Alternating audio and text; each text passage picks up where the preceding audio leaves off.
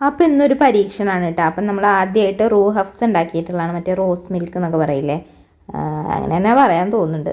അതുണ്ടാക്കിയതാട്ടോ. അപ്പോൾ അതേ ആവശ്യത്തിനുള്ള പഞ്ചസാര ഇട്ട് കൊടുത്തിട്ടുണ്ട്. പിന്നെ പാല് തിളപ്പിച്ച് ഫ്രിഡ്ജിൽ തണുക്കാൻ വേണ്ടി വെച്ചിട്ടുണ്ടായിരുന്നു.